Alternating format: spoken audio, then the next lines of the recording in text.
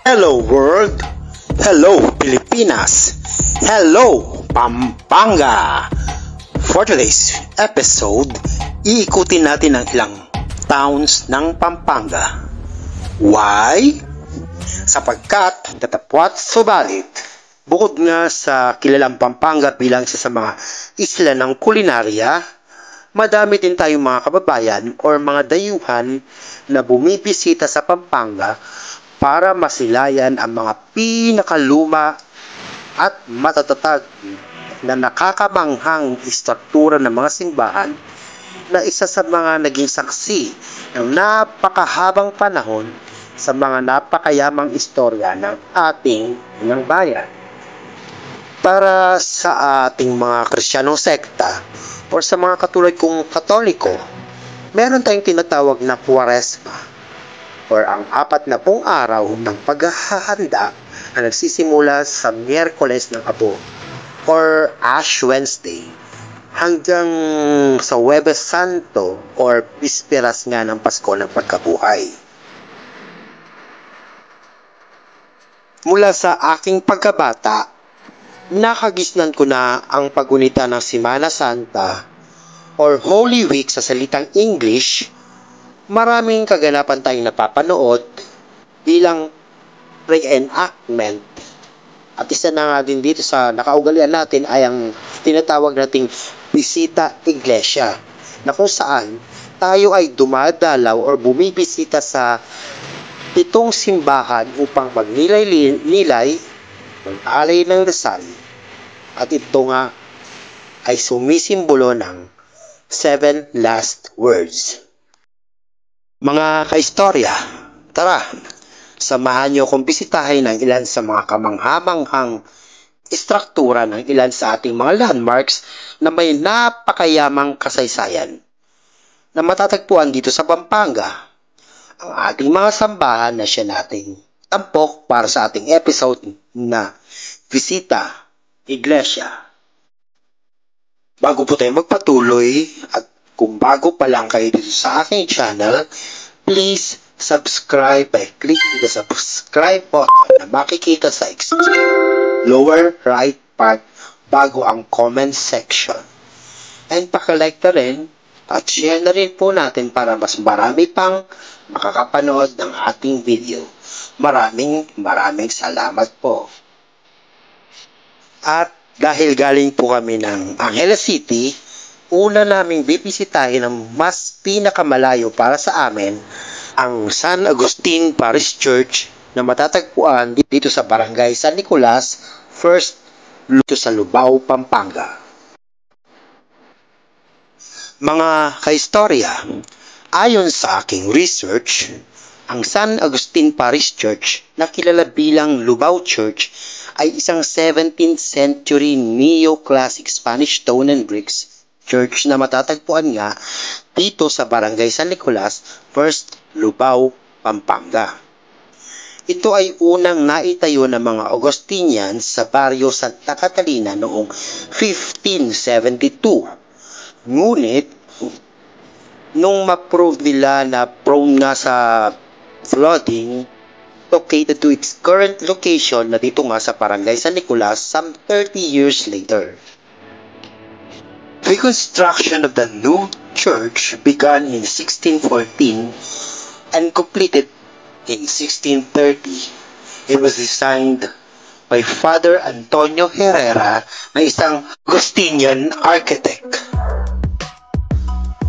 Ang simbahang ito ay gawa sa stone and bricks na kung saan ang semento ay hinaluan ng mga egg whites and shells na dinonate ng mamamayan ng Lubao.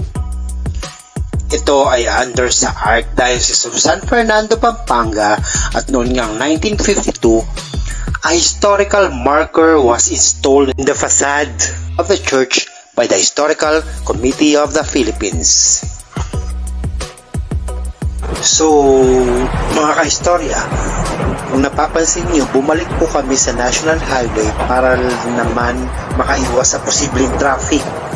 So, papunta po tayo ngayon sa Guagua, Pampanga proper for our next stop, which is the Immaculate Conception Parish Church na matatagpuan naman sa Plaza Burgos, Guagua, Pampanga.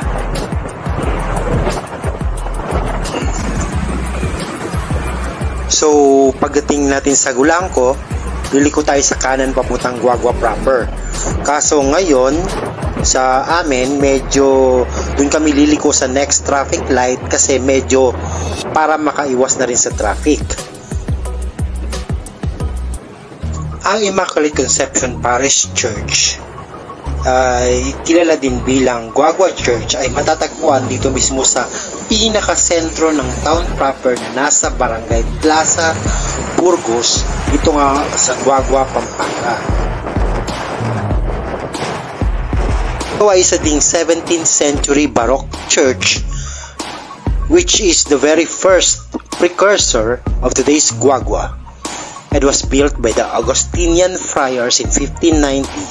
The construction of the present-day church structures would have been started in 1641.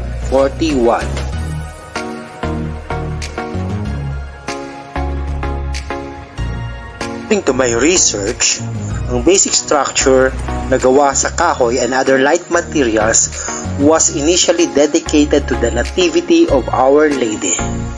However, it was eventually rededicated to the Immaculate Conception of Mary.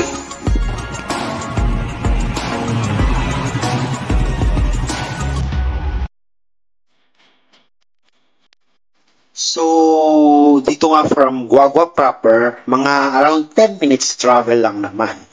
Mararating naman natin ang Betis Church. So, our next stop is ang Parish Church of St. James the Apostle of Betis, or for the Kapampangans, it is the parokya ng Santiago Apostol.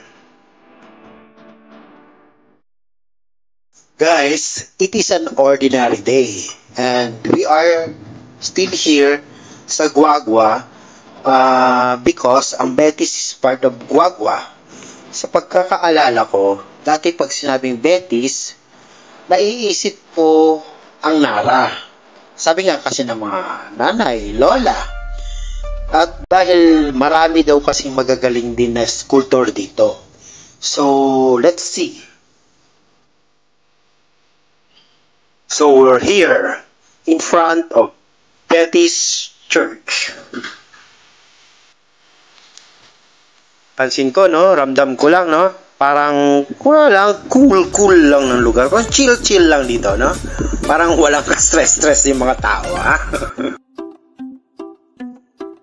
Ang Parish Church ng St. James the Apostle of Betis, or for the Kapampangans, ito nga ang parokya ng ang Santiago Apostol, was established in 1607 and dedicated to St. James the Greater the Apostle.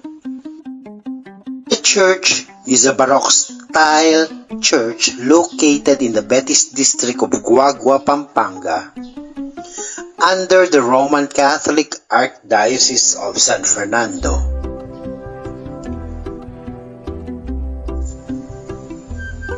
So, sa entrance pa lang, mararamdaman mo na yung parang wooden art nila. The art in this church manifests and reflects the extraordinary talent of for the people of Betis, na kung saan napakadami ding magagaling na skulptor. Ang simbahan was built by the Augustinian priest from 1660 to 1670.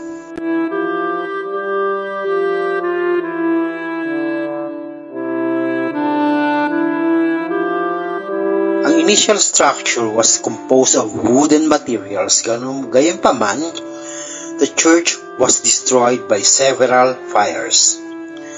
Ang artwork na mga interiors were extensively done in 1939 under the last Spanish friars. OSA native painter Macario Legion later kinomisyon to paint the ceiling of the church. Later in the 1970s, Legion's assistant and nephew Victor Ramos restored 80% of the ceiling and mural paintings. Talaga namang kamangha-mangha ang bawat detalye ng kanilang obra maestra. Kaya no wonder Petty's Church is dubbed as the Sistine Chapel of the Philippines.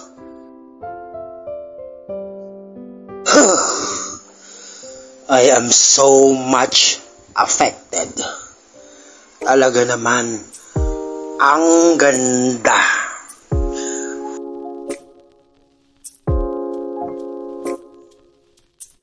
Sorry to tell you this, guys. Hindi ako natutuwa sa ganda. Naiiyak ako sa sobrang mangha at sa sobrang hindi ko ma-explain ang sobrang ganda ng istruktura. Nakakapanindig balahibo. So proud to be a Filipino. Wow!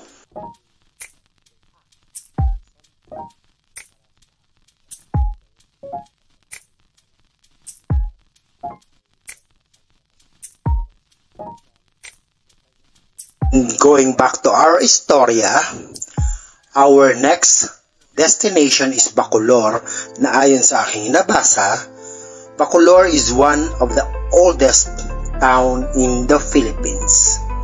At dito din matatagpuan ang San Guillermo Parish Church na kung saan very interesting ang istorya. Only half of the facade of the church ang makikita after it was half buried by the eruption of Mount Pinatubo na mapapanood din ninyo sa aking Pampanga Lahar episode. Kasi kung ikukwento sa part 2 ng pagpapatuloy ng ating Visita Iglesia episode.